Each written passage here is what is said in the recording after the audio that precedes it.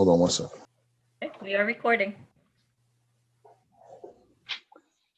I call this council meeting of February 16th, 2021 to order at 7:33 p.m. Will everybody please rise for the Pledge of Allegiance? I pledge allegiance to the flag of the United States of America and to the republic for which it stands, one nation, under God, indivisible, with liberty and justice for all. Will the city clerk please read the Open Public Meetings Act? This meeting is called pursuant to the provisions of the Open Public Meetings Law. Notice of this meeting was included in a notice sent to the Record and the Star Ledger and advertised in said newspapers on January 9th, 2021, posted on the bulletin board in the municipal building, and has remained continuously posted as the required notices under the statute. A copy of this notice is and has been available to the public and is on file in the office of the municipal clerk. Please take notice that in accordance with the Open Public Meetings Act, NJSA 10:4-6 at SEEK, and Local Finance Notice 2020-21, New Emergency Regulations, Remote Public Meetings Held During a Declared Emergency, issued by the Local Finance Board on September 24th, 2020, and NJAC 5:39-1, Emergency Remote Meeting Protocol for Local Public Bodies, establishing standard protocols, the City Council of the City of Englewood adopted Resolution Number 001-01-04-21, authorizing the City of Englewood's schedule of council meetings for 2021 to be held remotely via Zoom. Members of the public who wish to participate in this meeting may do so by calling or clicking on the link below at 7:30 p.m. Please see the link on our website, or by dialing 929-205-6099. The meeting ID for this meeting is 864-5491-6825, and the passcode is 537031. Individuals calling into this number will be able to fully participate in the meeting, including providing public comment. Public comments may be submitted by 3 p.m. on the date of the meeting, either through written letter or email to meeting@cityofenglewood.org. All written comments shall be read during the public forum portion of the meeting and shall be subject to the same time limitations for public speaking. Duplicative comments shall be noted for the record and summarized. The agenda for the meeting can be found on the city's website at www.cityofenglewood.org. A separate meeting will be used if closed session is required. Proper notice having been given, the municipal clerk is directed to include the statement in the minutes of this meeting. Will the city clerk please do the roll call? Councilman Cohen? Here. Councilman Hamer? Here. Councilwoman Marin? Here. Councilman Rosenzweig? Here. Council President Cobb? Here. Also present are Mayor Michael Wiles, City Attorney Bill Bailey, and City Manager Sonia Alves Viveros. Okay, so we're going to get to the special presentations tonight first, and we're going to do each one of them separate by vote.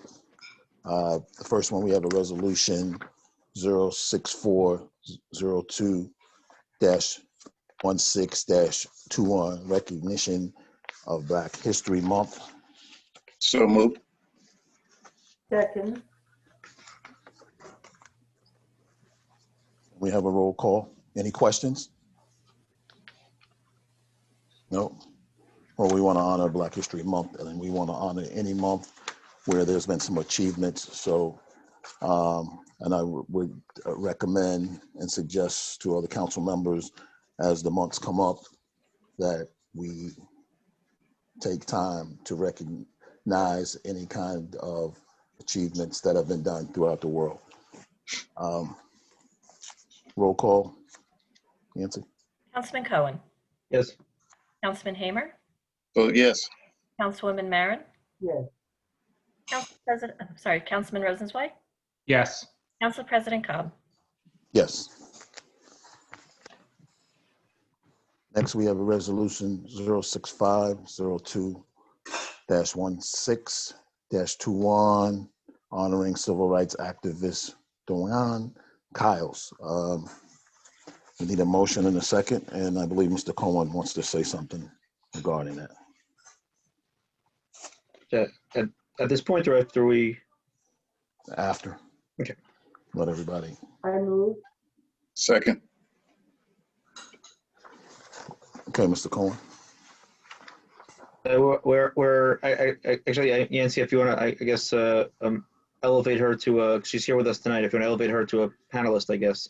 But we're very honored tonight, as we spoke about at the last workshop, to, in honor of Black History Month, celebrate and honor and recognize one of the true civil rights icons in America, Dwania Kyles, who, as many of you know, was an original member of the Memphis 13, which was one of the original, the first time that elementary school students were integrated after the Brown decision in the Memphis school system. So at just at first grade, each of these 13 pioneers really, braved all kinds of adversity to make sure that the school system was integrated post Brown decision. It was the first time for elementary school students to do it. Ms. Kyles also, is the daughter of Reverend Kyles, who, when you see the photos of MLK right as he was assassinated, the person next to him is actually her father, and he was scheduled to come to her house that night for dinner. That's the kind of relationship that the families had, which is what encouraged. Her father was also a major civil rights leader in Memphis.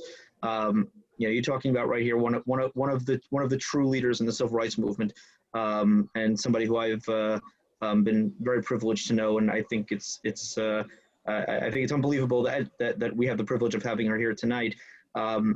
She also has dedicated time to Englewood. Not too long before the pandemic, we had made sure that a number of organizations, including the Bergen County Urban League, the Bergen County NAACP, the Simon Wiesenthal Center, and the Bergen County Sheriff's Office got together and brought together the Englewood Public School, Englewood Public Schools District seniors and juniors, along with the Frisch Yeshiva Englewood residents from the juniors and seniors, and had them in the auditorium of the sheriff's office, where they were able to get together and hear from Ms. Kyles, her incredible story, and the importance of everything that she's done, and the importance of how we need to move forward, in our society today, and bring everybody together. And she's been just an incredible unifying force, in across the country.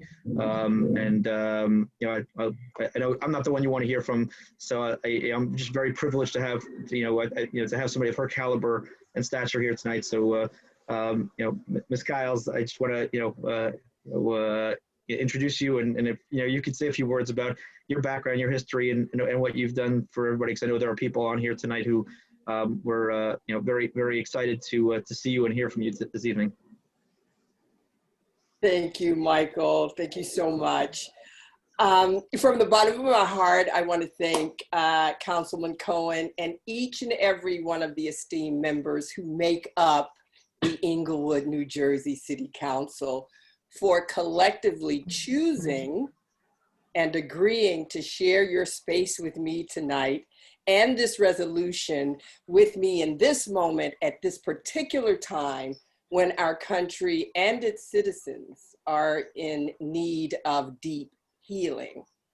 If time permitted, given my history dating back to 1961, I could speak volumes on a time when, as a 5-year-old, I, along with 12 other 5- and 6-year-old boys and girls, championed the cause of desegregating the Memphis public school system during the Jim Crow era in the South.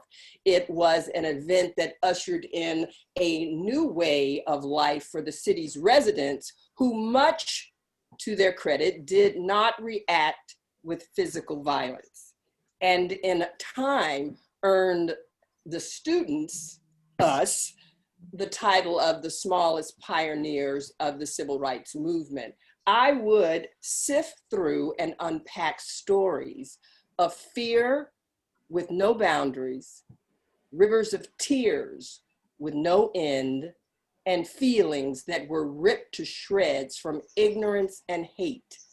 A powerful and moving story that ends with forgiveness, with triumph, and with a heart full of love.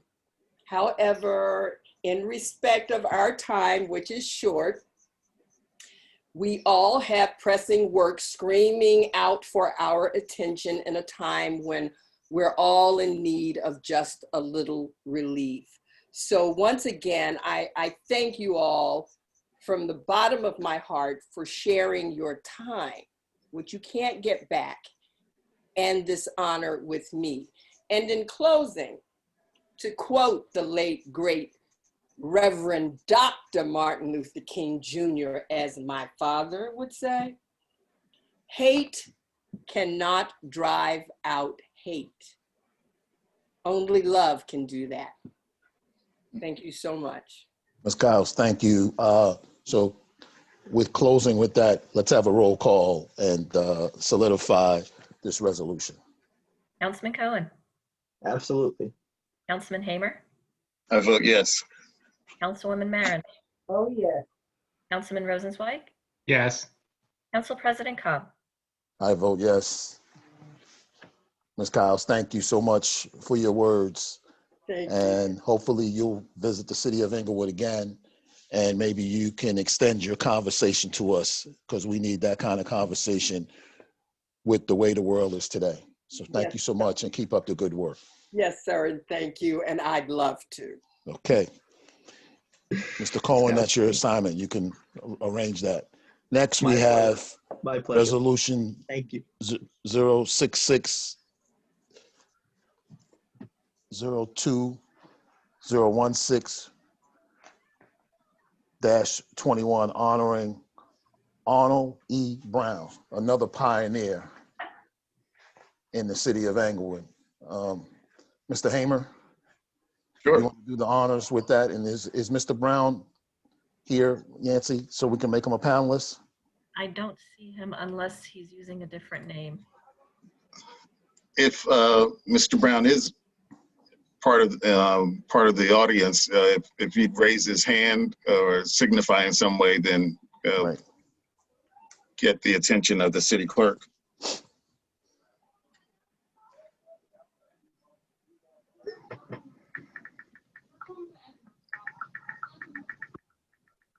He said he was going to be here, right? He did. Oh, here we go. We got him? Okay. Samsung and it disappeared. There's You two got him? ones on here. It disappeared. Can you raise your hand and stay raised? If that's you, Mr. Brown? Well, Crystal's his daughter. Crystal Brown is on. In the meantime, I'd like to move for adoption of the resolution. Yancy? Wayne, we need a motion and a second. I move to adopt. So move. I Second. second it. You want to do the roll call until we get Mr.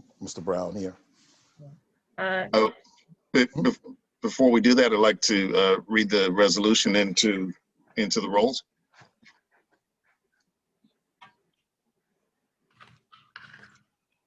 The resolution honors Arnold E. Brown, whereas Arnold E. Brown has spent his entire life advocating for change and making a difference in the city of Englewood and throughout Bergen County. From integrating public schools in Englewood to passing legislation that improved the lives of our citizens, he has been a pioneer and a leader. And whereas Arnold E. Brown is a lifelong community activist and noted Bergen County historian, the first African-American assemblyman from Bergen County, and whereas Arnold E. Brown is currently the president of Du Bois Book Center, an e-commerce business specializing in rare and out-of-print and new books about and by African Americans. And whereas Arnold E. Brown is very active in civic and community organizations, having membership and holding offices in various facets of the community, including vice chair of the Board of Trustees of the First Baptist Church of Teaneck, co-chairman of the Martin Luther King Jr. Monument Committee, former treasurer of the Board of Trustees of the Inglewood Public Library, vice chair of the Board of Trustees of Cornerstone Community Development Corporation, former member of the Bergen County Historic Preservation Advisory Board, former chair of the Bergen County African American Advisory Board to the Bergen County Executive and Board of Chosen Freeholders at that time, board member of the Martin Luther King Jr. Birthday Committee, Inc., member and former president of Kappa Theta Lambda chapter of Alpha Phi Alpha Fraternity, Incorporated, former member of the Bergen County Human Relations Committee, former member of the Friends of the Inglewood Public Library, former financial secretary of the Black Clergy Council of Inglewood, Teaneck, and vicinity, and former chairman of the Bergen County Juneteenth Committee. And whereas Arnold Brown is published as a contributing author to the following books: The Revolutionary War in Bergen County, dated 2007, Inglewood and the Inglewood Cliffs, Images of America, dated 1996, and Past and Promise, New Jersey Women, in 1990. He's a lecturer at Historic Gethsemane Cemetery in Little Ferry, an active lecturer of local history. And whereas Arnold Brown, a lifetime resident of Inglewood, is married to Gwen Worthy Brown, he has 5 children, 9 grandchildren, 3 great-grands, 2 living siblings, and a host of relatives. Mr. Brown received his Bachelor of Arts degree from Bowling Green State University, Bowling Green, Ohio. All right, here you go. Juris Doctorate degree from Rutgers University School of Law in Newark. And whereas it is abundantly fitting and proper that the outstanding accomplishments of Arnold E. Brown be appropriately recognized. Now therefore be it resolved that the mayor and city council of the city of Inglewood, Bergen County, New Jersey, commend and recognize the outstanding service of Arnold E. Brown and express their sincere appreciation for his many past and ongoing contributions to this community. Okay, you're right. There you go. Wayne, we are joined by Arnold E. Brown. Mr. Brown, could you give us a few words from your heart so we can continue to recognize you? I thank you for this honor. When you honor me, you honor also my family and my ancestors. Just remember, 1790, my family have resided here in Bergen County. And my father and my grandfather were actually born here in Inglewood as well as I have. I just thank you. I thank you for my wife, Gwen, my children, Arnold, Beverly, Dale, who is deceased, and Crystal, and my first wife, Lydia. I just thank you because you honor them as you honor me. Again, thank you very much. And we thank you for the work that you've done and your commitment to this community and to the communities surrounding the city of Inglewood. Arnold, we appreciate you, man. Thank you. So can we have a roll call? Certainly. Councilman Cohen, Yes. Councilman Hamer, My vote is yes.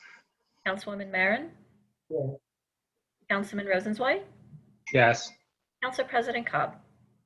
I vote yes.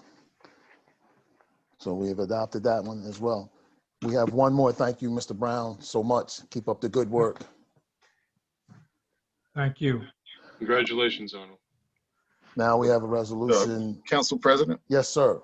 just want to make mention of the fact that the mayor and board of the library are also working very hard on another tribute to Mr. Brown, which we hope to hear more from them shortly. So just want to put that in the air, in the atmosphere, and we look to hear more about that in the very near future. Thanks a lot. Yep. And Mr. Brown, thank you for everything you've done for Inglewood and continue to do. Thank you. And our last resolution, 06702-16-21, is honoring our Vice President, Kamala Harris. And I'll just say very shortly, for the first woman, first African-American woman, first Jamaican woman, first Asian American woman, first woman to hold this prestigious office. And I thought that the city of Englewood should recognize her. And what we will do is that we will send her resolution down to DC, and we will send it to her alma mater, Howard University, for them to put it in their library, as well as we will send one to her office. I just need a motion and a second to approve this one as well. So moved. Well, Yancy, can you promote her to panelist? Oh, sorry. Uh, I can't see her. Must be the Secret Service. Well, the only person that could do that is Wayne Hamer, because him and his wife and Kamala went to the same school and are a member of the same sorority. So they have that connection. It might be a great idea if we could send a copy of that resolution to the local chapter here as well, Council will. President. We will make sure that it gets delivered to all the right places accordingly. Thank you, sir. These are good things. So, Yancy, I think we have a roll call on the table, right? We have a motion. We need a second. I'll second that. Roll call. Councilman Cohen, Yes. Councilman Hamer, Vote yes. Councilwoman Marin, yes, Councilman Rosenzweig, yes. Council President Cobb. I vote yes. Now we move on to resolution 06802-16-21, approval of minutes. We have minutes for regular meetings, July 23rd, 2019, August 20th, 2019, September 15th, 2020. We have workshop meeting minutes for September 3rd, 2019. We have special meeting minutes for September 5th, 2019, and September 8th, 2020. I need a motion to approve and a second.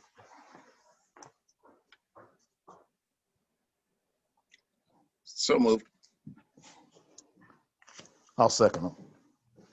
Roll call. Okay. Councilman Cohen, Yes.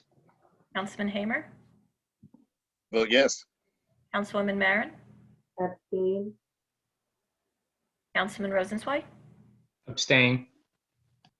and Council President Cobb. I vote yes.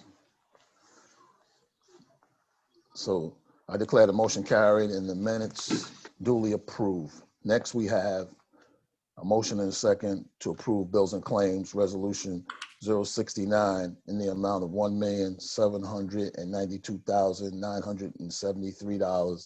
$1,792,973.64.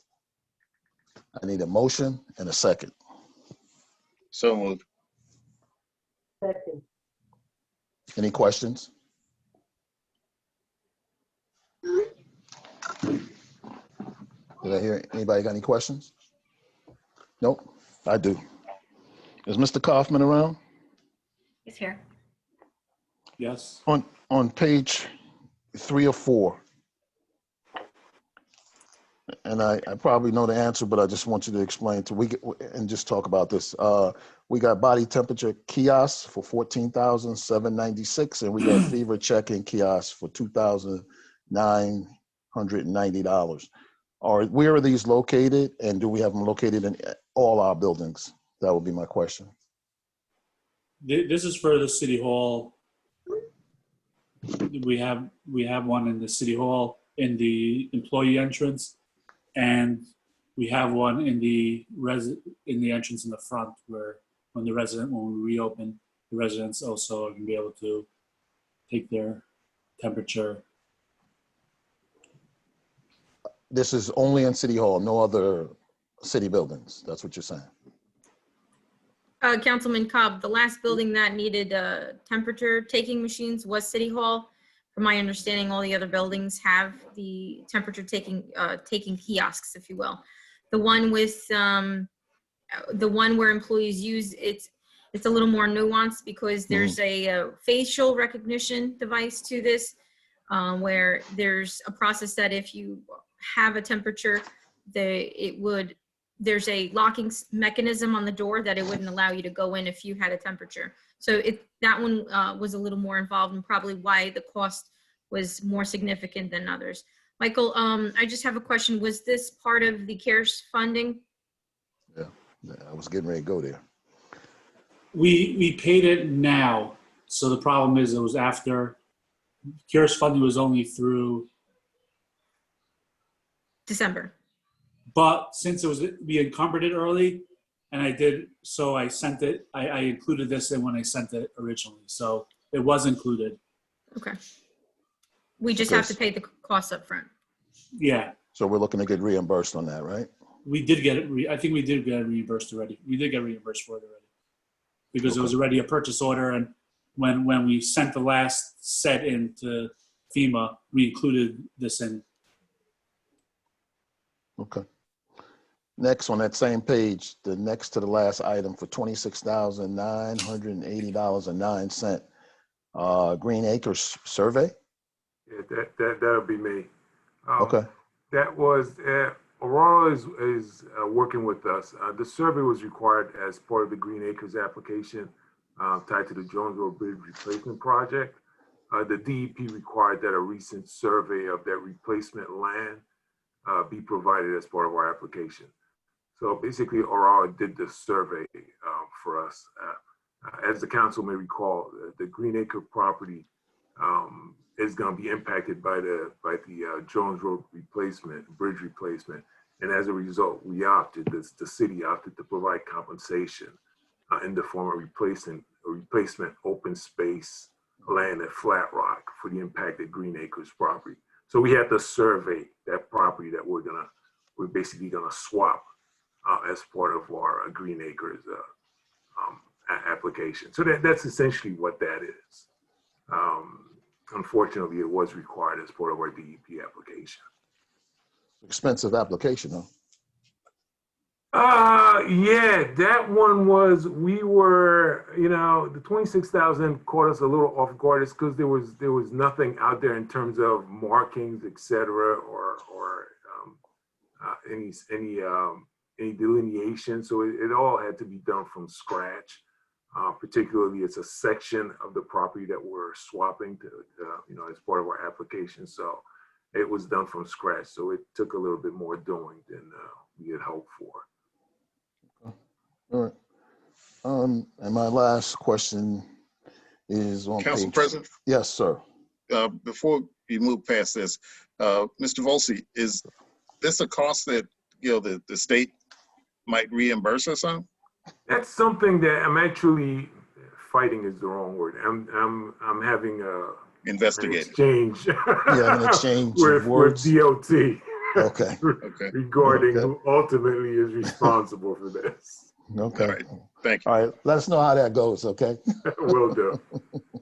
All right. On page 404, I have something that says forensic assessment of computer. We have two entries there, one for $12,062.50 and one for $5,670. Who can? I spoke to the speak chief. I spoke to the chief about that. All he could tell me was that it was regarding a confidential investigation. that? Okay, that's it. All right, that's fine.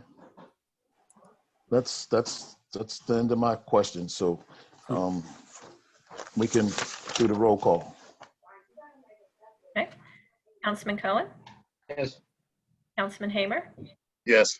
Councilwoman Marin, Yes. Councilman Rosenzweig, Yes. Council President Cobb. Oh, yes. So I declare the motion carried and bills and claims duly approved. Next, we have no ordinances for public hearing. We have an ordinance for introduction and first reading. We need a motion to introduce ordinance number 2101 entitled an ordinance amending chapter 374 stormwater management of the code of the city of Englewood. Council President, I'd like to introduce, and before the item is acted upon, just like to have Mr. Volsi Yes, speak to it a bit so that Mhm. everyone understands what it is that we're discussing that's and right. taking action on. Yep, Sure. Mr. Volsi. I won't take too long. Essentially, what's happening here is the DEP. I'm sorry. Hold on. Point of Hold on. order. I made the motion to introduce, and I guess it's got to be seconded, and then Then you can the speak, Mr. explanation. Volsi. Yes, I'll second it. thank you. Now, Mr. Volsi. Okay. The DEP has essentially adopted some new guidelines, which requires all Tier A and MS4 municipalities to modify and amend their own stormwater control ordinances. Essentially, it's an upgrade from the existing ordinances that are on the books now. The new guidelines will essentially clarify some of the ambiguities that exist with the present terminologies, try and clarify some of the confusion within the existing stormwater control ordinances, and provide, some new guidelines and tougher requirements to the ordinance. Now, there are some deadlines that are associated with adopting this. Unfortunately, the deadline is essentially next month, in March of 2021, to have this adopted. And the DEP, for whatever reason, somehow is threatening now fines for municipalities that are not abiding by these new guidelines or are not adopting it. I think the sense is a lot of municipalities are struggling or have not yet come to terms with adopting this, and that's what the DEP is trying to push everyone to do. But that's essentially what it is. It's an upgrade from our existing ordinances. DEP is just making some new changes, some more stringent changes to the overall stormwater control ordinances. Can I ask you, Mr. Volsi, what impact or what should residents be doing differently now? If they're upgrading something, what are they expecting? Some of the things that from a resident's perspective that we should know of and what they should be doing. There's a couple things. The good thing with us is our stormwater requirements are pretty stringent as it is. So it's gonna impact us less than it will other municipalities. What the residents should be concerned about is obviously any new construction, any new improvements on any property that requires additional impervious surfaces. There's going to be some tightening of the rope, so to speak, in terms of how to maintain water on site. Even with our own projects, when we do road reconstruction, that sort of thing, there's a push to try and have more green infrastructures, whether it be rain gardens, et cetera, to be included as part of our new design. So that part of it, yes, the residents are going to feel that impact in terms of, hey, there's going to be a lot less leeway as to what we have to do in terms of control, stormwater control management. Mr. Volsi, has all this been communicated to our inspectors and our code officials and people who will be expected to enforce these things? Are they up to speed on this? Have they been informed? The great thing is our office does most of the drainage management in town, so we're aware of it, but that is something that all the departments should be made aware as well. So I will be circulating everything around once it's adopted and in place. Question, Mr. Council President. Yes. Mr. Volsi and Ms. Alves Vivieros, is it possible, using, this ordinance that we could start a conversation with the county? Because we sit in basically the valley, and everybody who does development north of us and above us, and as water comes down from the Northern Valley, comes through Inglewood. Not everybody, not all the water, but certainly a whole bunch of it.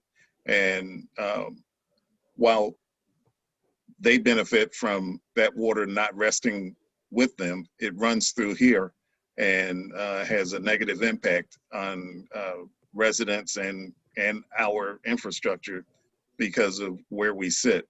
Is there any opportunity for us to, get the county, and I know the county conveniently turned over management of all the, culverts and waterways and dams and bridges and whatever to about 20 or 30 years ago, but there's an absolute negative impact on the city of Inglewood and the residents who live nearby, these waterways. So is there any way we can start that conversation to remediate? I guess I can, I'll go ahead. In terms of the county, that may be a little difficult because, as you mentioned, the county is sort of relinquishing all their, all their responsibilities, because I think at some level they're aware that things are getting tougher and tighter, and the management's going to be more and more scrutinized in terms of that aspect.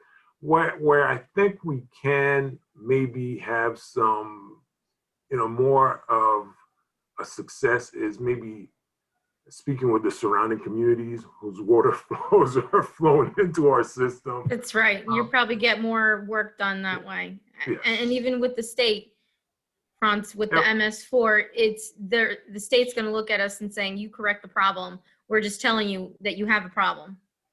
Yep, So that is correct.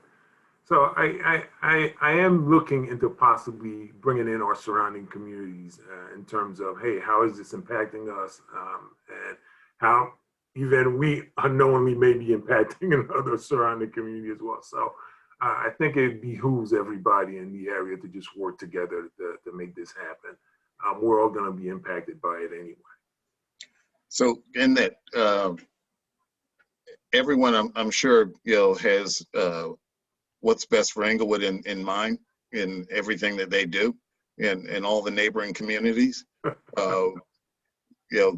Everyone's budget is tight for obvious reasons, and tighter still because of what we've been through in 2020. So if it's not just relying on everyone's good actions and moving toward seeking help with the assistance of the state and the assembly and the people in the legislature that we know, I think this is a bigger effort than a letter or a phone call from engineering and city manager. I think we absolutely need a bigger assist than just relying on them to do what we think is right, because they may not see it that way. I don't expect that this is going to be easy, and I don't expect everyone to volunteer. So it's going to be a long-term effort, and again, we may eventually, I may have to come back to the council and ask for some additional help in getting this done. But that was my thought pattern in terms of where to start to get this ball rolling. Thank you. Okay, Mr. Volsi, so if you need some help, but I think we're gonna have to escalate this thing to some of our friends throughout the county and some assembly folks, and even higher, to get this thing moving, But that's what we're here for, so let us know. Thanks.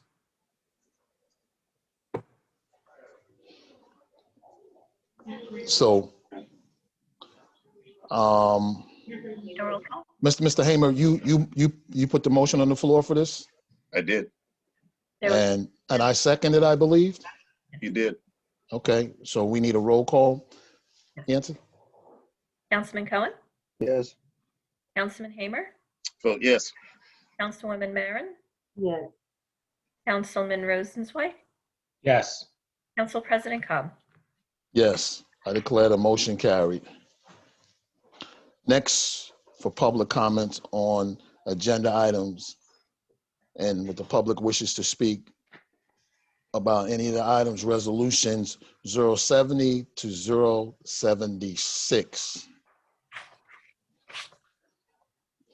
I would ask the public name, address, and go to the bottom, have your hand raised, and the city clerk will let you in.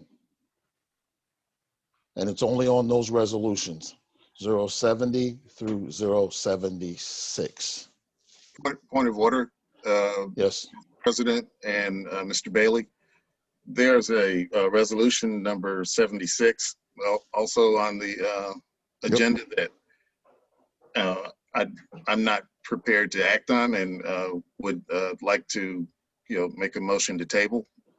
Or do we need to wait for public comment first? No, you can do that now. In fact, I think the Labor Council may be attending closed session to discuss that with the governing body. So it would be appropriate now to table it if that was the desire. so Move to table. is Mr. Ruderman going to be attending? He's going to be attending, okay.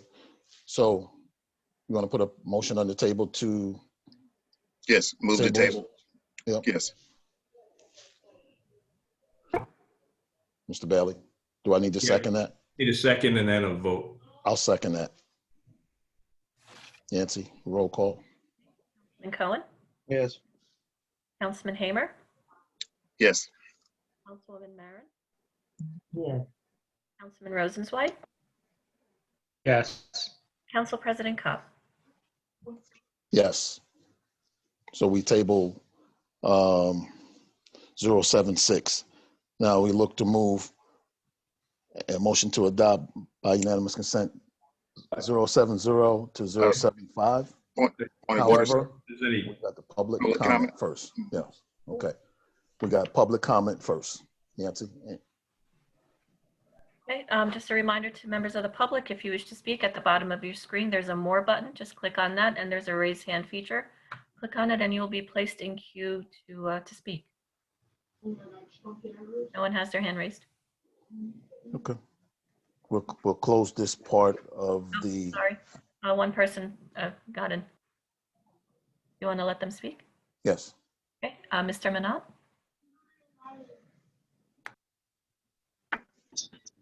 Yes, good evening, everyone. Yes. Good evening.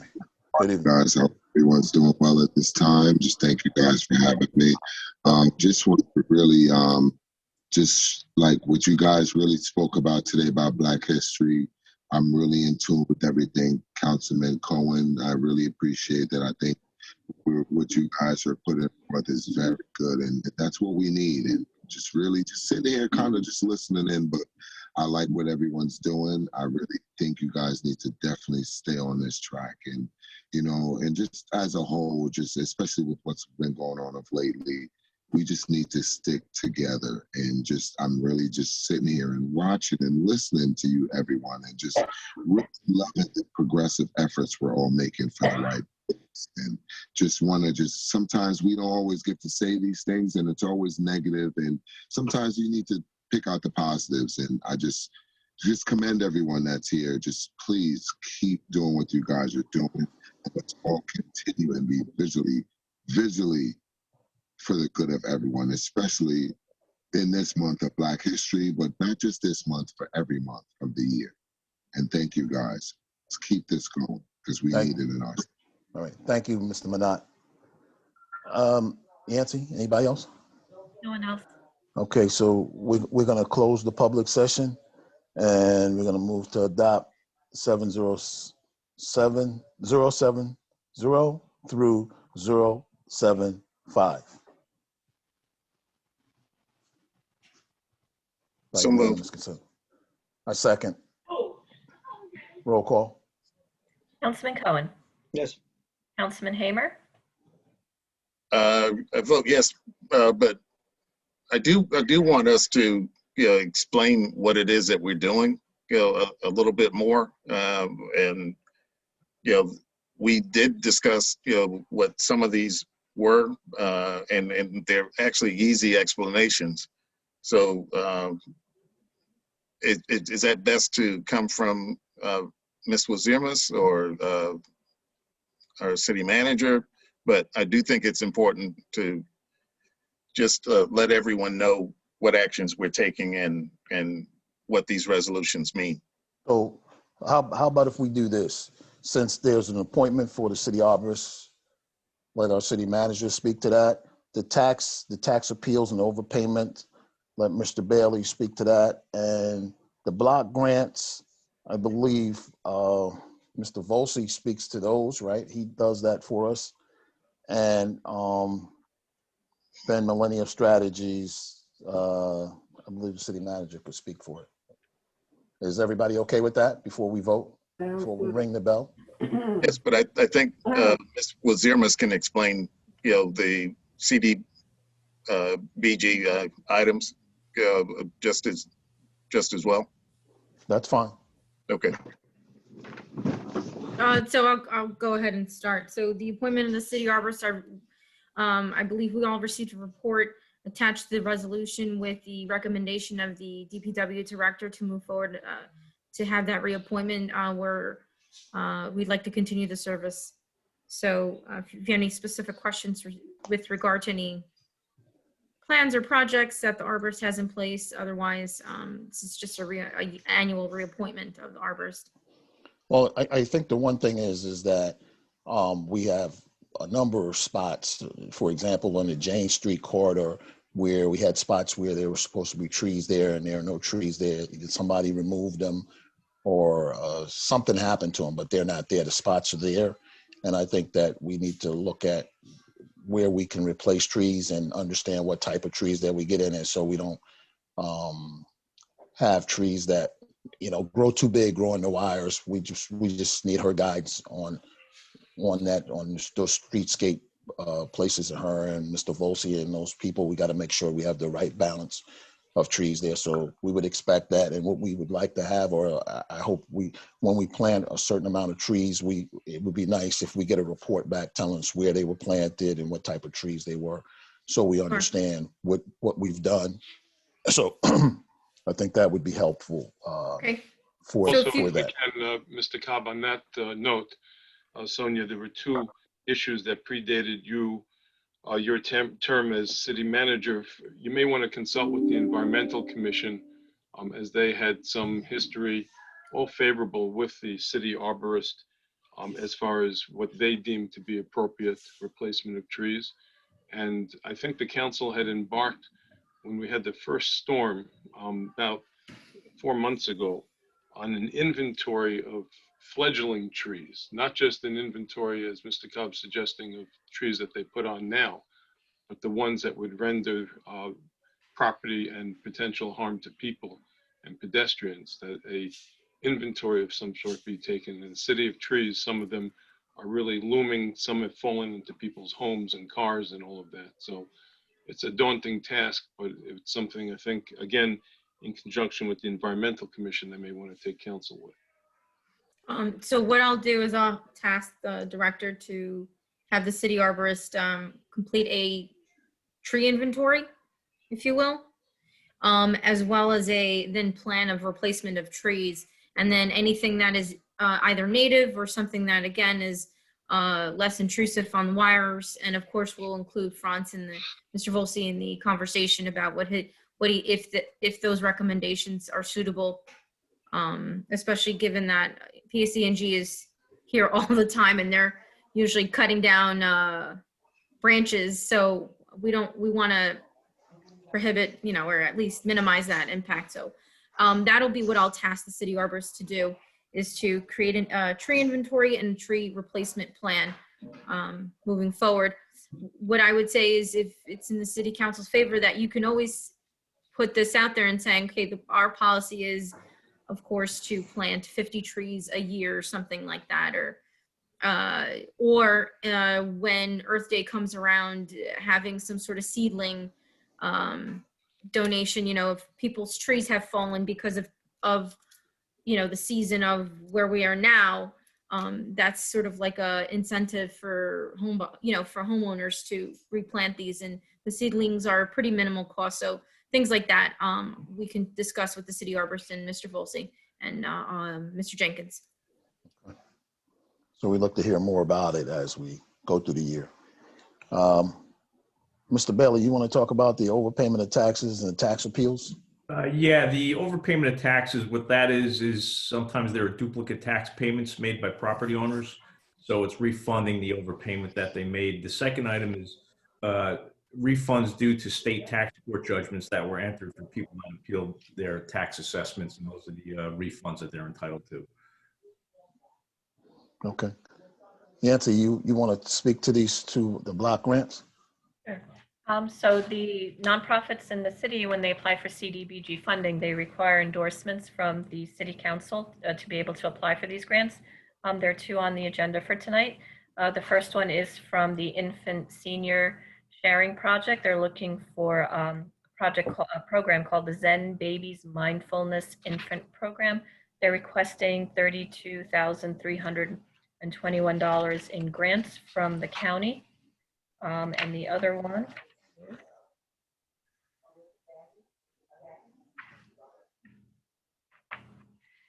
one, is for Metro Community Center. They're looking for funds for the Strengthening Minds project, and they're requesting $10,000 in grants from the county as well.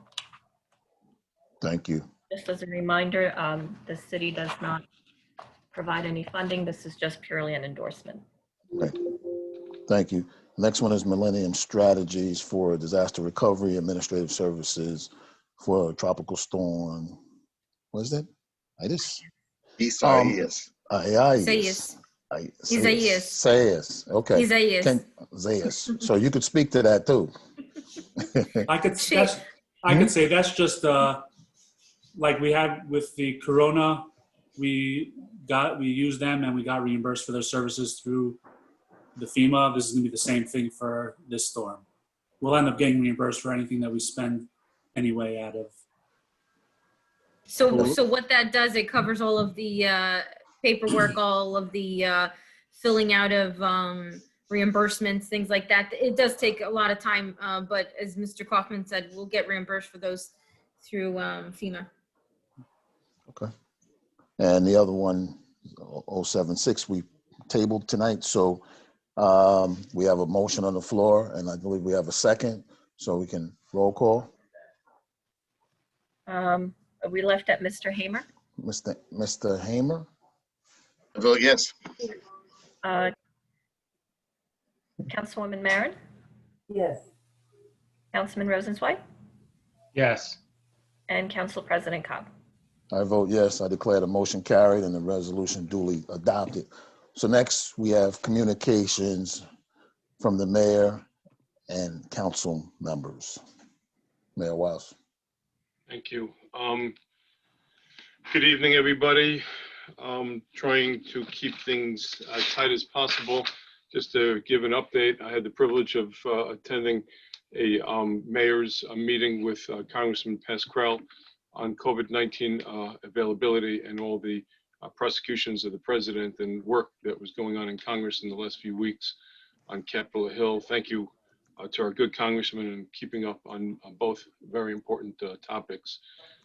We had a robust careers in public service focus. I want to thank Diane Jensen for helping me put together a Zoom seminar where we did it with the Englewood Library. Again, this is for our young students in town and people that are driving into different careers. We had a panel including Liz Corsini, Vice President Director at the Bergen Family Center, Lynn Allgrant, Vice President of Planning and Development and Communication in the Greater Bergen Community Action, and Steve Weisner from Flat Rock Brook. We're going to be putting together more of these events, and we're using the library in this pandemic time productively for our children and people looking to go into the different careers available in public and in municipal life. I want to thank John Kelly for reaching out to a baseball star anonymously in our community that reached out and contributed gift certificates to local restaurants and to residents facing food insecurity. There was a shooting in Martin Luther King Garden on January 23rd. One round shot into a window, no occupants, no injury. Any information, please contact our police department. We have a weekly coffee with the mayor where I update the community every Friday, and it's available on the library Zoom at 11 o'clock in the morning. Just some more recent events. Thank you to the Chamber of Commerce, Carol Rauscher for sending out communications and how businesses in town can attract customers. I'm pleased to say that there are new proprietorships that are leasing space, and in the spring, we're going to see some of these vacancies filled with new experiences, cuisines, and so forth. I want to thank the many volunteers that are coming forward from the churches and synagogues in town. I sent a list of about 10 to James Fedorko and Catherine Melendez at City Hall. We have a robust phone list of residents looking for vaccines. These volunteers can help disseminate information. Also to the community chest that has a Neighbors Helping Neighbors winter dining project, literally raising funds and then distributing it again to local businesses and then to residents who have food insecurity. So it's a win-win in that station. As for vaccinations, we're waiting on an inventory. Our health director is aggressively looking to inoculate as many people. Once we have the inventory, it'll be out there, and they're working copiously on keeping lists and making sure that the elderly and shut-ins are going to be approached. We have multiple points of contact that are being set up between Englewood Hospital that's looking to go into the kickboxing, ShopRite that has a pharmaceutical, Walgreens should be picking up. And again, as Dr. Brinkwell and Englewood Health said about a month ago, within the 2 months, so we have another month to go, there should be an abundance of inventory for people to be inoculated. The rest of the information, again, will be available on my Coffee with the Mayor session.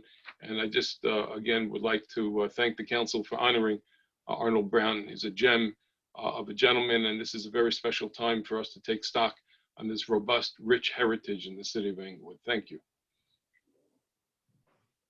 Councilwoman Marion. Oh, well, just to continue what Michael just said, a special congratulations to Arnold Brown, who is a Third Ward resident, and I agree with you, Michael. He is a jewel and a very special human being. We're very, very proud and lucky to have him as a resident. I'm also going to mention, believe it or not, a Republican, George Schultz, who died last week at the age of 100, who held 4 different cabinet positions, including Secretary of State. I believe he was 100 years old, and he grew up in Englewood, New Jersey. So I just would like to say that he deserves some mention. I would also like to thank the fire department for the fabulous job they did. We had a terrible fire on St. Nicholas Avenue, and they were wonderful. No one was hurt as far as I know. And once again, they came through. So thank you very much. Okay. Good. Okay, Councilman Rosenzweig. Thank you. I too would like to congratulate Ms. Kiles and Mr. Brown on their well-deserved honor tonight. Also last week, I was part of a team that won an international award that was given out in Singapore, actually. We're a group of us with a social worker, nurse, surgeon, and medical oncologist helped a patient who was diagnosed with COVID in March, just at the start of their cancer journey. And we helped this patient navigate a very doubly tricky situation. So something I'm very proud of, and very happy to be part of that team. On the theme of team, obviously I wasn't in Singapore, it was done virtually.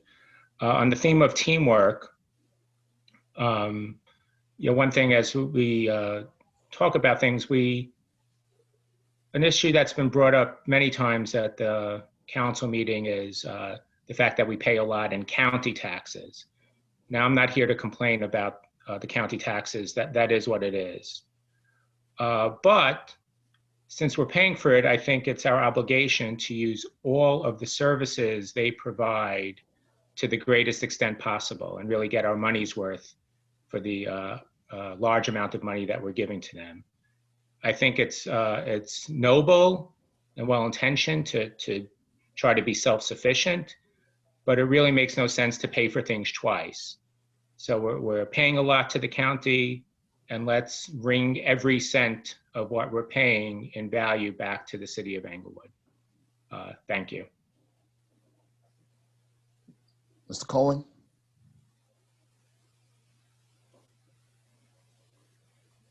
Right. Well, he stepped away, so we're going to move on. Mr. Hamer? Sure, thank you. Thank you, everyone who's in attendance tonight. Your presence here does make a big difference, and we're appreciative. I want to follow up on something Mayor Wild started talking about, and it has to do with COVID-19. In addition to all of the things that are being discussed, I just want everyone to not lose sight of the fact that you can make a difference, and you have to keep making a difference. You know, this has been a hard, long fight, and everyone, please, the vaccine, information is coming. We know it's around the corner. It's not here yet in the way it should be, but it's coming. So please continue to wash your hands, stay socially distant, wear mask, wear a mask, wear a double mask is what we're being asked to do now. But do everything you can do to go through the tape, run through the tape. The vaccine will come, it will be here, it will make a difference, it is making a difference. But there are still people getting sick. There are still people dying, and we don't want to lose anyone. So please do everything that you can do to get us past where we are now. I'd also like to acknowledge again and recognize my friend, Mr. Brown, Ms. Kiles, and Vice President Harris. Congratulations to all three of you. And I want to single out the city employees. You don't get a lot of positive press, but I want you to know that we do care about you. We do appreciate the work that you do, and you certainly do make a difference. DPW did a fantastic job. Clearing the streets. As was mentioned, the fire department in 2 fires of late, and I do think, Councilwoman Marin, that one of the firefighters from Hackensack was injured somewhat in fighting that fire at St. Nicholas. I think that was mentioned someplace, and it can be confirmed later, I'm sure. But Okay. no, it wasn't shared with us broadly, but I did hear that took place. So I'm just saying, I do want to think, because times are tight. It's cold out, and people do things that they might not necessarily do, in terms of getting heat, and please be safe. But I do think the city employees who are resident facing and absolutely making a difference in the quality of life here in Englewood. So again, thank you to everyone who's attending, and be safe. Good evening. That's it, Mr. Hamer? Yes, sir. Since Mr. Coleman is not back, I guess I'll close, but I echo what Mr. Hamer has said, and really commend the city workers for their execution and meeting the challenges during this season. And we've had some tough snow. We've had a lot of fires. We've had a lot of everything. And DPW, on top of clearing the snow, they still collected the garbage and the recyclables. So, we are inefficient, and we're still providing services through all this, even through COVID. We continue to execute our services and our delivery to our residents. So we should be proud of those folks each and every day for their efforts, and I thank them for that. One of the things that I wanted to talk about, and we brought up during the budget hearing, was how the rec has stepped up to feed many residents of the city of Englewood. And, you know, those who know that we feed thousands of people a week through our rec department. And, you know, and it's going to continue because there's a need there. And I want to thank those folks over at the Recreation Department for stepping up and delivering those meals to people. Also, I would like to congratulate all our honorees or recipients of resolutions tonight. Well-deserved, well-earned, and we need to recognize people for the commitments and for the achievements while they're here. And, you know, while we can talk to them about it, I think it's noble of us to do some things like that. And with that, what I'd like to do is, because it's Black History Month, I would just like to roll call some of the political figures in the history of the city of Englewood that, you know, I'm having the opportunity to follow and have paved the way for me. And if you could just bear with me 1 second, I would like to honor John T. Wright, Vincent Tibbs, Shirley Lacey, Reverend Walter Taylor, who was our first and only Black mayor, Reverend Stanley Dennison, who was our 4th Ward councilman, Reverend Vernon Walton, councilman at large, Gordon Johnson, councilman at large, Lynn Allgrant, councilwoman at large, C. Wayne Hamer, councilman at large, and also myself. These are some of the people that we stand on the shoulders of people who have come before us. And, you know, and also, you know, what we honored Arnold Brown, and he was the first Black assemblyman in Bergen County. So I would just like to say we've had some people pave some ways and we stand on their shoulders, and I'm ever humble and for giving me the opportunity to sit at the table with these folks. So I would just like to thank everybody for that. And more importantly, I want to thank the residents. This has been a tough year, and I think that we've done a good job. You know, in spite of what's going on, we've lost people, and my condolences go out to those families each and every day because we haven't been able to celebrate them in the way we normally would. But my condolences are with you each and every day with that. And hopefully, as we get around to it, we can celebrate those people the way it is. We're not forgetting them because they also made contributions to this community as well. On this coming Thursday, we're going to have a program at the library recognizing the Black church. And many of the ministers will be speaking about their house of worship and the starting and the establishment in the city of Englewood. I think it's going to be an interesting history lesson for all of us. And I think it's going to be a very cherished moment for us. So with that, I'm going to hand it over to our city manager, and she has the floor. Let me do it now. Yes. I'm sorry, go ahead. Councilman Cobb? I'm sorry. Yes. So what I'm having Yancey share, our city clerk, is the, 1 second, I have 2 screens on here. You sharing your screen? Yes. So what I'd like to just everyone to take a look at, and as well as the city council, if you haven't been on our website, we've been reconfiguring the website. You can see that there is a Black History Month banner up top that we've added.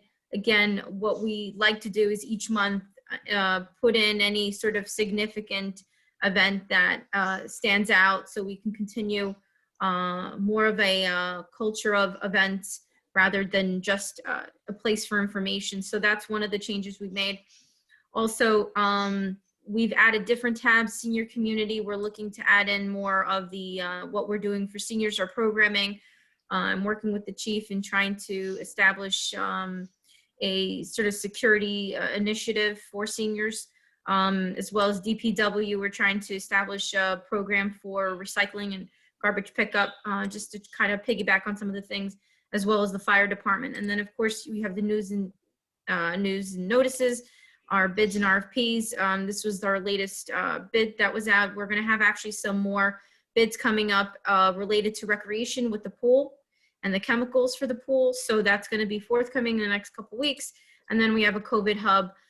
So everyone is up to date on what the city is doing as far as COVID and what the health department has been working on. So just scroll down a little bit. We did a little virtual bulletin board here, a couple of things that meetings that we have throughout the city. And then if you scroll all the way down, these here are some important things that we always highlight. We have the YouTube channel now on here, so you can, it's on the front page. If you were to go on your cell phone, it reconfigures itself, so it's pretty good and seamless. Now, this is in 2 locations to submit a service request, on the bottom and at the top. And that here is where you can connect with different department heads. I know there were some little kinks that perhaps messages didn't get confirmed or whatnot, but if there are any issues, I'd ask that they email me and my staff over administration, so we can make sure that internally the requests are going to the right department. So I just wanted to show the city council and the residents some of the things we're working to get done, so we could create a better way of communicating to our residents. And of course, all of our Facebook stuff is on here. And the information we have on our website with departments, it's ongoing, and making sure that all of it is updated for the residents. So that's all I have for the city website, Yancy. If you can go back. Okay, thank you. We're preparing for another storm. It looks like another 3 to 6 inches. So we'll be brining tomorrow at the start of that. And if there's anything that else we need to communicate, we'll of course do that. What we just communicated this evening is a pretty detailed operation that DPW has been tasked with, and that's removing snow, because it's taking quite a bit of time to get rid of. So on there's a list of what has been done, and tomorrow you're looking at Nat Place, Dow Street, Phelps Ave. And if we are not finished, then we'll communicate that too to our residents. One of the big items that's forthcoming in March is a reopening of city offices, March 15th. So right now what we're doing is preparing all of our staff and our buildings to make sure that there is a safe and flow of order when you do come to visit, for example, City Hall. The first phase of this is, though, appointment only.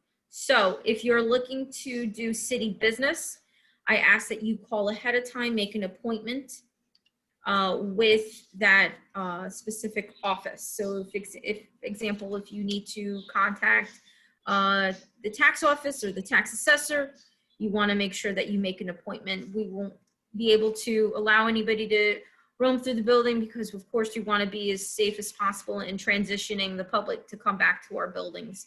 I think at this point, with of course the advice of our health official, it's the right thing to do in the next step to integrating everyone back into more of a personal city service. So that's all I have for my report, Council President. Does anyone have anything for me? I have a question for you. In speaking with our health officer, Jim Federico, do we have any idea when or if he's going to get any more vaccines? Sure. I can actually pull Mr. Federico in, Yancy, if you don't mind, because he has an update too on helping our senior communities and retaining the vaccination and how we can get that a little easier to them. So Jim, if you wouldn't mind kind of going over what we discussed. Oh, and I'm sorry, I was about to miss something. So because the governor, there's an executive order 220, which allows for a certain amount of spectators, if you will. So this weekend, the rink will be allowing one parent or guardian to each skater. So because we're at the tail end of this, we're gonna do on a 2-week, we're gonna do this for 2 weeks. And if the logistics of all of this is smooth sailing, then we'll allow for additional members of the immediate family to also partake in rink activities. So again, So- go ahead. Okay, so that means that we're taking attendance when people go in, because Oh, absolutely. in the case that we have something, we can contact Trace right away. Absolutely, there is a log, and same thing for anyone that visits our city offices. There will be an intake of who's there, so that's why we need appointment by only right now too. Sure. So there's more of a cross-checking of who's in our building. So not that we don't want to welcome anybody, but right now I think we need to be vigilant, continue to be vigilant. So. Sonia, will people have to have 2 masks? Is that something that you're contemplating?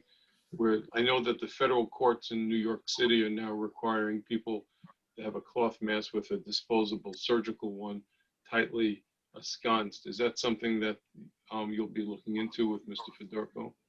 I will talk to Mr. Fedorko about that. Thank you. So if you go ahead, Jim, if you want to just kind of go over what we discussed. Okay.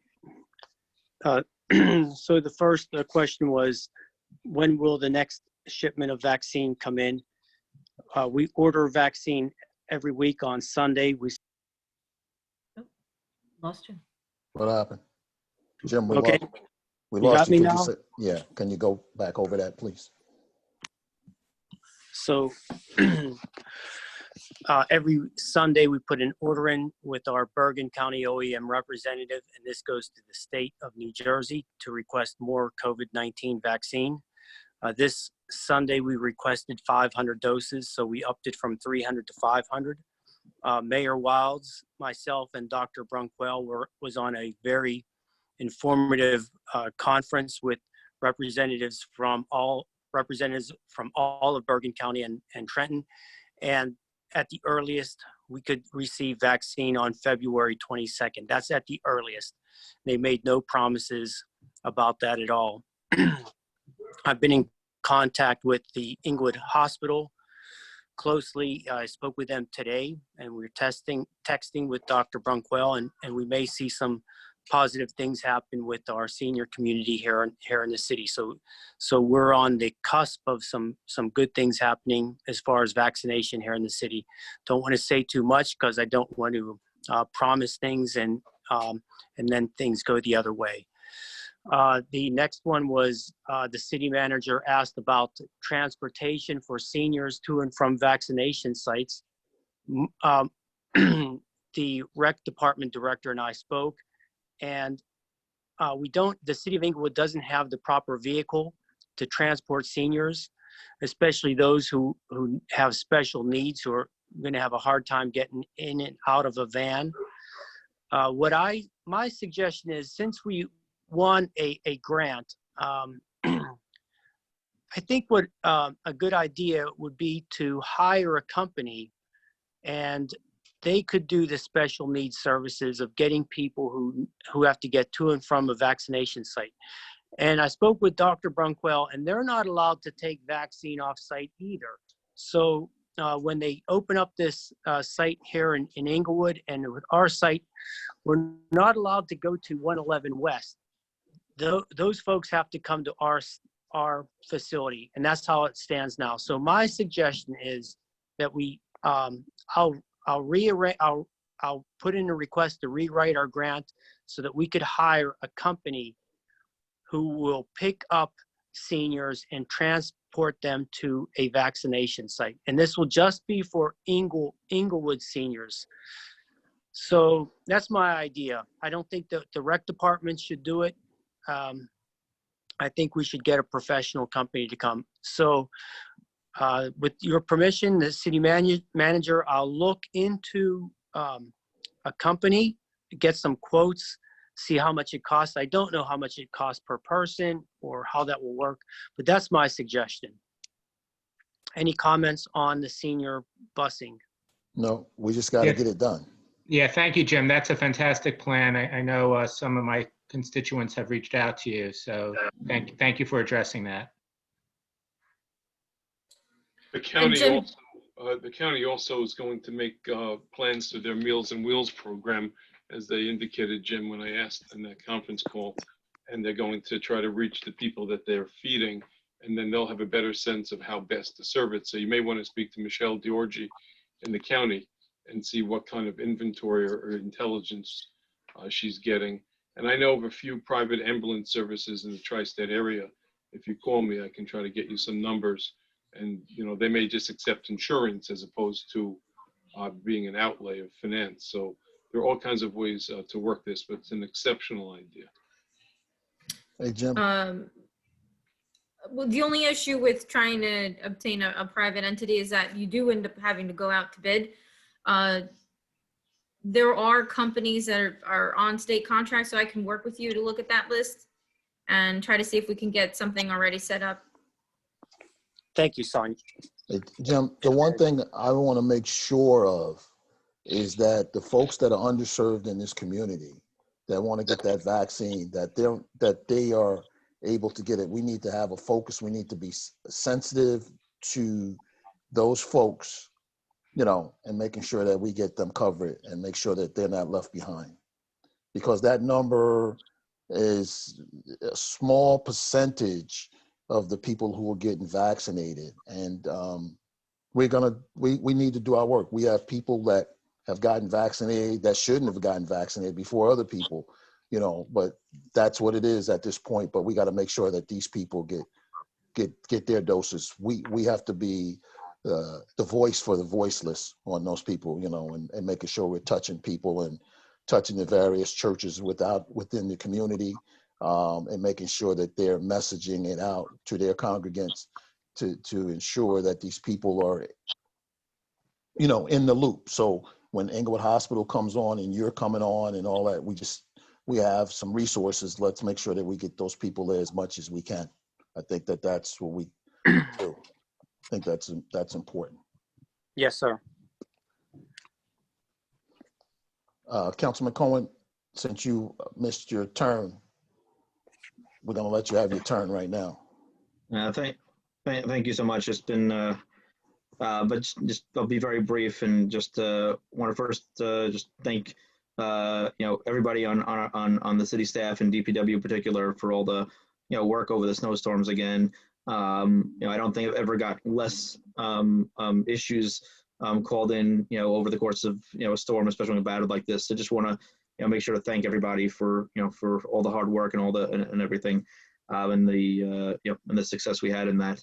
And you know, other than that, like I said, I just want to keep it brief tonight.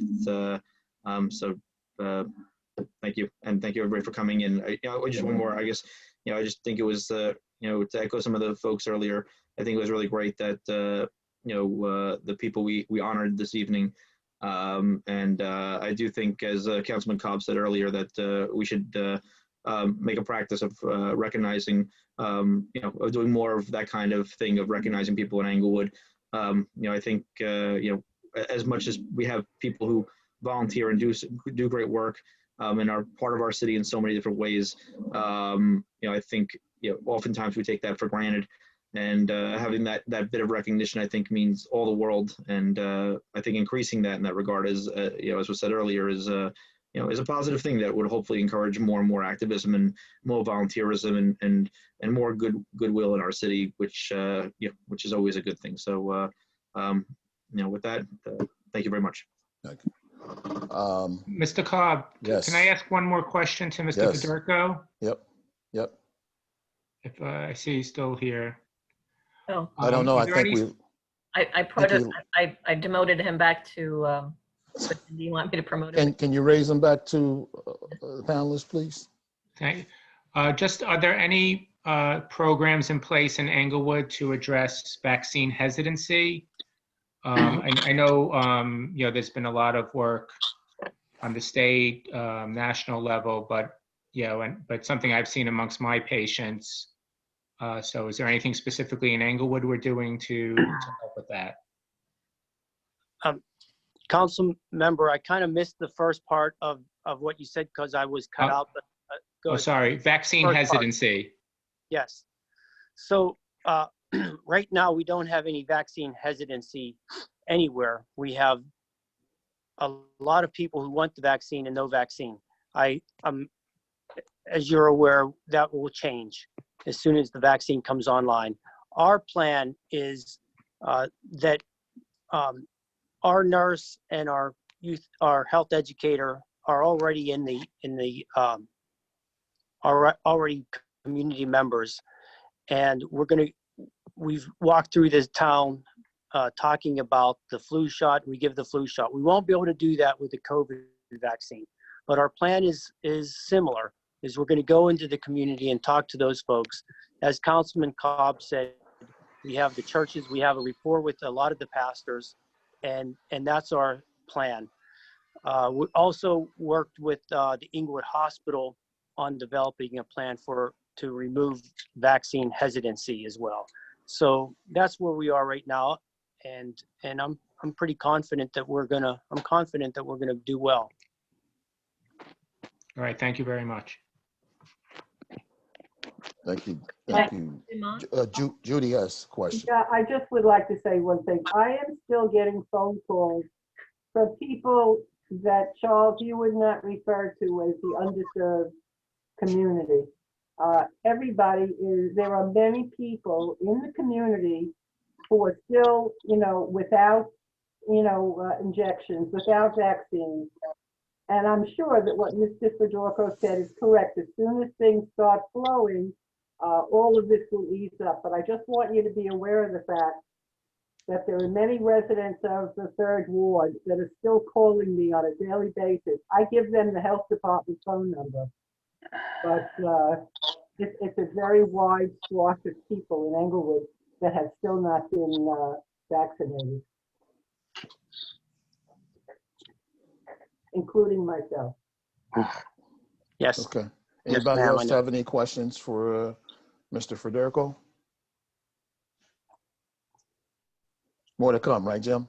Hey, Jim, the one thing I haven't asked for is wherever we get information that they are giving out the vaccine, if you get a hold of that information, can we post it somewhere so at least people are getting information where they're giving it? Because I saw Rite Aid and Dumont and some other places that they may be able to get access to the vaccine. So if we get that information, can we post it somewhere? Can we disseminate it somewhere? Jim, on the front page of the website, that COVID tab, that's where we should be putting all of that information. So just work with my staff on getting that on there. I like that web page. I like that design. I'm glad you're doing it. It's good. Thanks. All right. So does anybody else have any questions for Jim? He's got to go back to the office. So he loves it there. Thank you, Jim. Keep up the good work. We just keep pushing and trying to get people vaccinated, and hopefully starting on the 20th, we have an abundance of vaccine to help people out. So with that being said, I'm going to move to the public session. 2 minutes, name, address. You got to raise your hand. Nancy, you have a question you have a question you want to read into the record? The person who sent me the email is actually in attendance. I don't know if they'd like to speak or if I should just read what they sent over. I think you should read what's over, and if they want to correct it or say even more, then, but I believe we should read it since they sent it that way. And I think we have Jim, I think Jim's a part of that answer, right? I believe so. Jim and Sonia. So let's tee that up first, and then we'll continue the public session after that. Okay. So I have to give myself 2 minutes to speak as well. This email is from Mr. Toby Florman. It says, hello, I would like the council to discuss what is being done to help get our resident seniors vaccinated, addressing the need that they have to book a vaccination appointment and transporting them to the Englewood satellite location. I would also like them to address how the Board of Health is providing knowledge and information about the vaccine to our community. There is a lack of distrust amongst some of our community regarding the vaccine, and I think it is very important that our entire community is provided with the information they need to feel confident and safe when getting the vaccine. I think we kind of almost answered that question in this last dialogue, right? But Jim, did you hear that question? And Sonia, did you hear that as well? Would you like to respond, both of you? Sure. I mean, I don't want to speak too much for Jim, but he is working behind the scenes to try to address our senior population specifically on how to get them vaccinated as a group versus with just the phasing. So Jim, correct me if I'm wrong. And then the other thing is we're going to try to figure out transportation services to our senior community, you know, as well as our community that does not have access to getting to our health department. So those are some of the things that we just discussed that we're planning on doing. Jim, if I missed anything, please. And we got to remember, we have people who don't have transportation in Rock Creek and that side of town. If we can provide some type of service a couple of days a week, maybe a morning shift and an afternoon shift to bring those folks down to get them vaccinated and then take them back home after they've been observed. I think we need to do that, and whatever we do in terms of communications, we have to be spot on in terms of that. But we need to really try to make sure that we have some type of transportation for those who don't have transportation to get this done. I agree. I think it hit the nail on the head there, Councilman Cobb. Yeah, I think we just need to do that. So let's try to help everybody as much as we can with this stuff. This is tough times. So thank you. Yancy, please. All right, a reminder to the public at the bottom of your screen, there's the More button, click on that, and there's the Click Your Hand, click on that, and you will be placed in queue. First is Diane Jensen. Hi, Diane Jansen, 589 Ridgeland Terrace. I'd like to talk a little bit about the COVID-19 vaccine. You might be aware that the state is they're in the process actually of establishing 10 community-based COVID-19 vaccine sites. And they're doing this in 10 cities, 5 of which have been announced by the governor. Now, what they're going to do is they're going to have a vaccine support team from the Department of Defense that will provide clinical staffing, and the Federal Emergency Management Agency will provide non-medical support. They plan on giving approximately 3,000 people vaccinations over a 2-week period, and then they will come back and give them a second dose. Now, the governor's hinted at tapping houses of worship for potential sites. Why I think this is so important is that at least 3 pastors in Bergen County want their churches to be used as sites. Englewood was mentioned along with Garfield and Hackensack as sites in which pastors from our city have reached out to the state about this. So my suggestion is that we as a city should work with the health department and the state and these and Englewood pastors in making sure that Englewood becomes one of these sites. So I would just like to share that information, and I could pass the articles along to Ms. Alves-Viveros as well as to Mr. Fedorko. But I don't think this is an opportunity that we should miss, because that's 3,000 people in in underserved communities in Englewood. Thank you, Diane. Please send those. This is Jim. Okay, great, Jim, I will. Thank you. And thank you so much for the other things that you're doing. And I do want to give a shout out and thank the mayor for the opportunity to work with him on these career paths for students. But I would like to say we could not do it without our grand Mr. Arthur, who really coordinates all the people, and as well as Esperanza. So I just wanted to make that known. Thank you. Thank you. Okay. Next is Reverend Harper. Greetings. Thank you for taking my call. I'd like to give a shout out to DPW for the work that they do, the snow removal. And during the snow removal time, they also did a fantastic job on the pickup of the garbage and the recycling. So I thank them for that. as always, my question is, have we made any progress towards getting Liberty School on the ballot so that the masses in this community, so that the electorate can vote on what to do with Liberty School? Have we done anything on that, getting that on the ballot, sir? Reverend Harper, we are working towards, we have some things with our planner we're working on right now. Correct me if I'm wrong, Mr. Bailey. And as we go down, that will be a decision we have to make. And that wouldn't happen until November, right? It would have to be a November election that would have to go on a referendum, right? That's correct, Council President. So there's more to come. Keep asking that question. But we are working in the background on that topic. And we have the planner, so we are working on that. Thank you very much. And I'll ask Yes. the same question at the next meeting. That's fair. Thank you very much. God bless you all. Thank you. Okay. Next is Peter Jansen.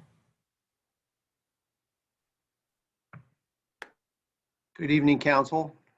I'd like to address a question to Michael Cohen and Franz Volsi. About a month ago, I brought up a situation on our roads in the 2nd Ward where we have a flooding issue at the corner of Overlook and Jones Road. The road is concave, so anytime it rains, anytime snow melts, which is like last month, it collects at the low spot in the middle of the road because it's concave. It's not convex to shed the water like it should. Now, I just want to know, can we get it done by August? Because August is when the Jones Road overpass begins construction. And they are going to be closing the Route 4 on-ramp eastbound. And the people driving who would normally go to the city or heading east and getting off on Jones Road, they're going to be diverted to Kenwood, and we're going to have Overlook travelable in all weather conditions. So my question is very simple. Can we get it done by August? And go take a look at it right now. I can answer that. That project is slated to be done in the spring. Excellent.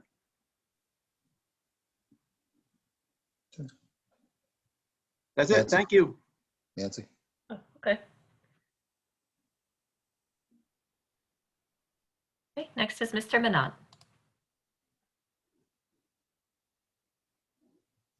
Yes, good evening again, everyone. Thanks again for having me.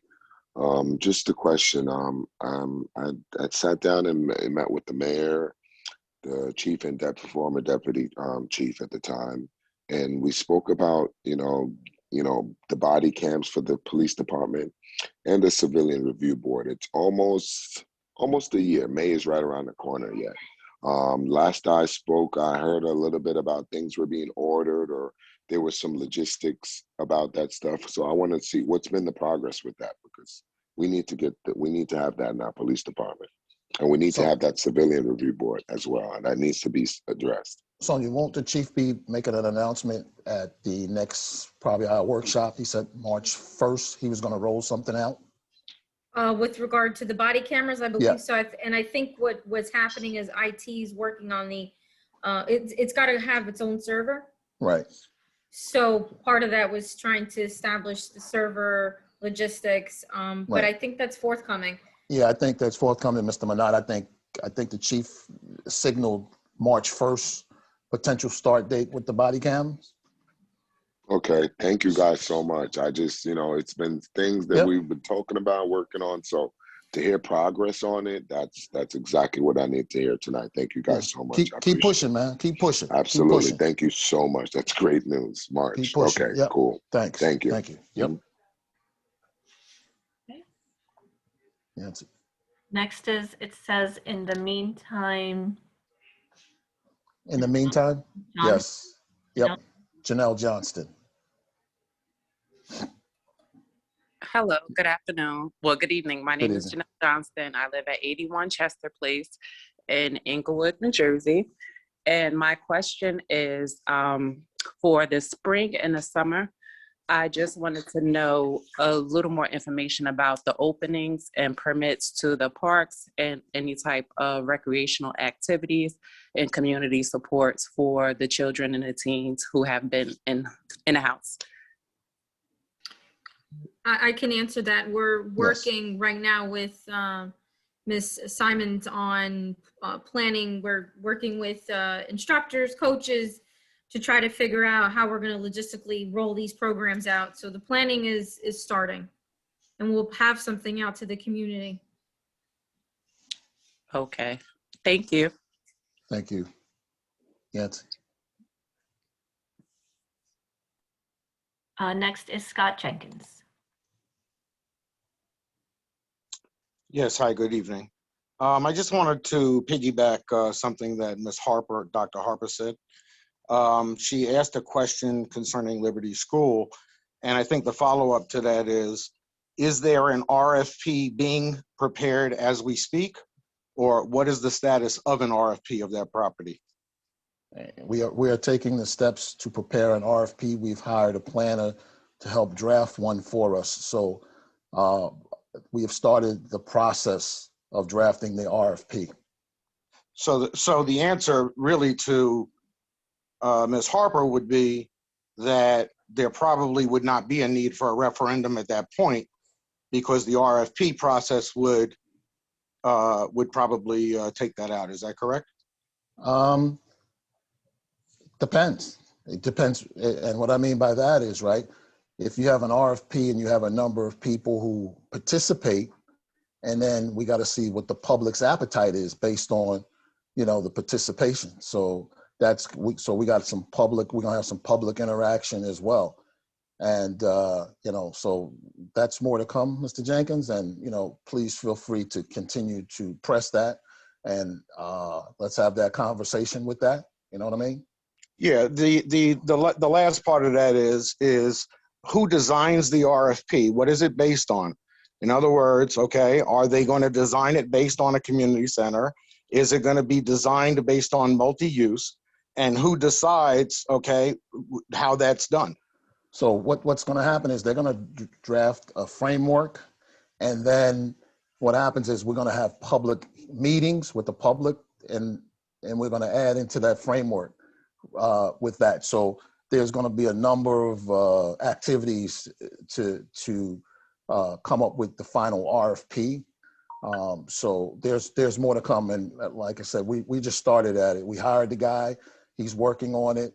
So you're going to have a lot of people who are going to your point, some people are going to say community, some people are going to say multi-use, some people are going to say that. And then we're going to vote to say, what do we really want this to be? But the public will have the voice in this. It's going to be what we believe the public wants. Thank you. Yep. Who's next, Yancy? That's it. Nobody else has their hand raised. Okay. We're going to close the public session of this meeting. And Mr. Bailey, will you usher us in to close, please? Yes, sir. Be it resolved by the governing body of the city of Englewood that it meet in closed session pursuant to subsection 7 and subsection 8 of the Open Public Meetings Act, and be it further resolved that discussion conducted in closed session can be disclosed to the public upon taking final action thereon, provided it does not constitute an undue invasion of privacy or violate the attorney-client privilege. And be it further resolved that although the council will return to open session to adjourn the meeting, it is not envisioned that it will take any action at that time. We need a motion and a second to go into close. I so move. I'll second. Second. All in favor? Aye. All right. We'll go to close. Yancy's she sent us to close today, right? Yes, like this Okay. afternoon. She sent us a link. So Good night, everyone. all right, Franz. Good night, man. Good night, Franz. Thank you.